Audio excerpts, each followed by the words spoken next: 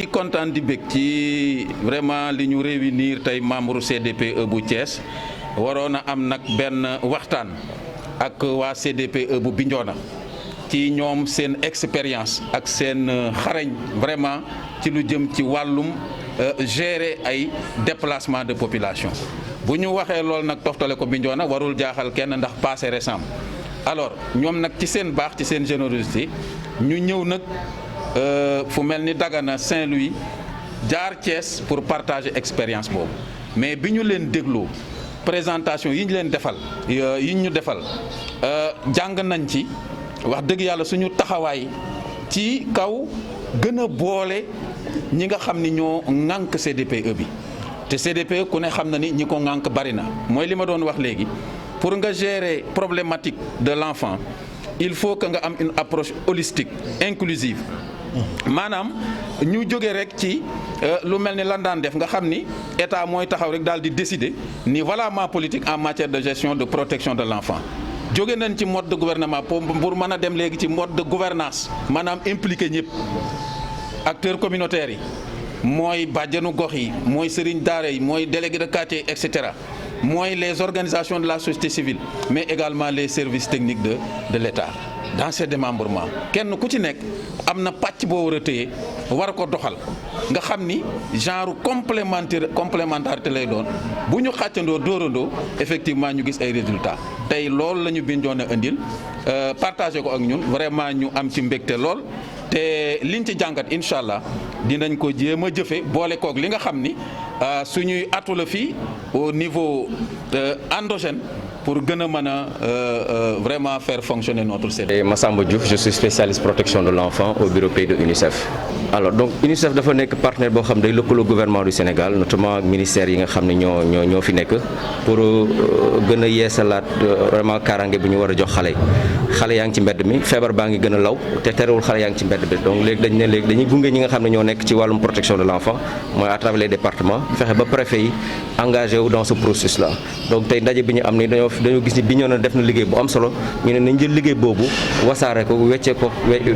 ko yeneen CDPE pour que ñoom aussi buñ ciy dugg ñu xam yan jafe-jafe la Bignona amoon yan stratégie la Bignona amoon pour que ñoom ñu mën ko adapter pour mën a gunge vraiment processus bi de sorte que dinañ ci am réussite ñoom tamit et vraiment di remercier préfet yi nga xam ne ñoo nekk ci département yi ak seen collaborateurs yi pour que solution définitive soit trouvée ci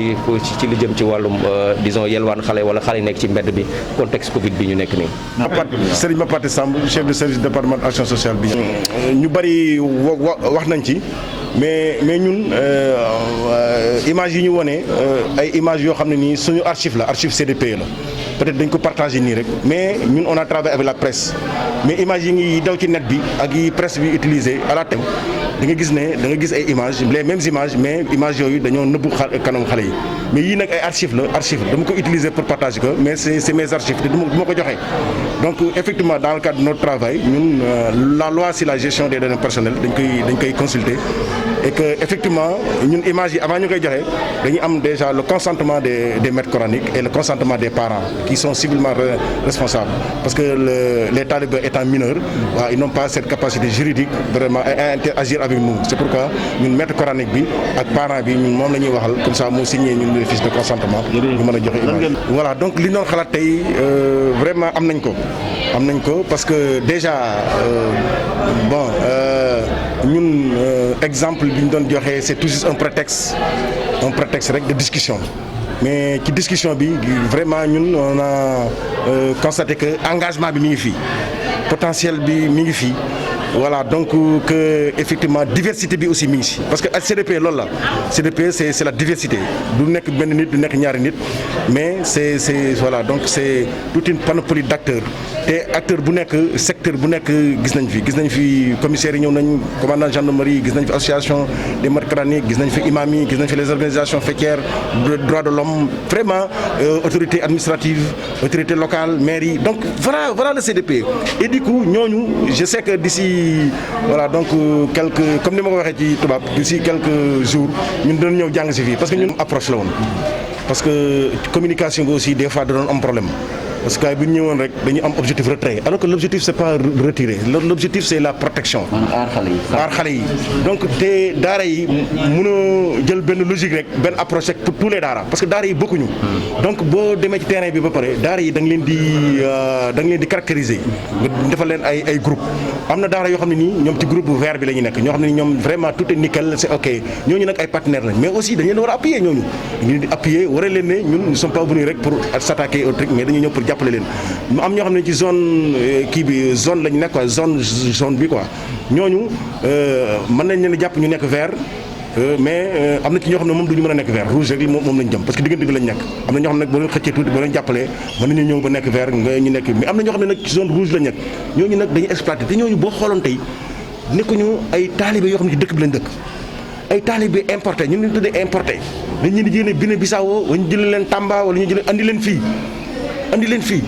Thiès ñuy yelwaan du nekk doomu Thiès bu ngeen leen xooloon tey ñiy yelwaan la plupart ak ñi nga xam ne nii condition difficile la ñu nekk yëpp dëkkuñu Thiès dañ leen di importer andi leen fi di leen yelwaandoo mais est-ce que pour jàng alxuraan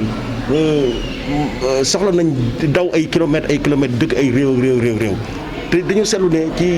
agglomération yu mag yi rek moom lañu nekk boo demee Bignona ay Kafountine dañ leen di fekk ay Cap Skirring ay zones yi nga xam ni économiquement dafa am rentabilité sur le plan mendicité ak yooyu noonu mais doo leen fekk jamais ay zones yoo xam ne ay zones agricoles pourtant mën nañu dem foofu di béy yooyu mais doon fa fekk donc partout d'ailleurs c'est la même cartographie c'est la même donc réalité maîtres coraniques yi bu ñuy dem dañuy dem dans des zones économiques boo xam ne nii dañuy exploiter boy et il faut ñu wax ko vraiment am na ci nekkul maîtres coraniques yi yëpp mais am na ñoo xam ne nag ñoom seen but c'est pas d'enseigner le Coran mais c'est d'exploiter ñooñu ñu nekk ci yoon bi moom vraiment dañoo am sax ndimbalu seen yeneen collègues maîtres coraniques yi ñoom ñoo ñu jàppale ne leen li ngeen di def nii normalul waaw bu ngeen bëggee ngeen en tout cas ngeen jàngale alxuraan voilà am na conditions yoo xam ne waroon nañu ko def xale yi. Vous inspirez des modèles, des bonnes approches comme celle du département de Bignona, dont le CDPE s'est proposé vraiment de partager une expérience avec celui de Thiès. Je pense que l'exemple de Bignona n'est pas fortuit, de par son passé d'abord. Bignona a eu à accumuler beaucoup d'expérience, qui a eu justement à participer dans la gestion même de beaucoup de déplacements de population, compte tenu de ce que vous savez. Il fallait donc écouter Bignona, s'inspirer de son expérience pour pouvoir redresser notre marche ici à Thiès. Surtout dans le cadre de la mise en œuvre du projet du ministère en charge de la famille, à savoir le projet Zéro Enfant.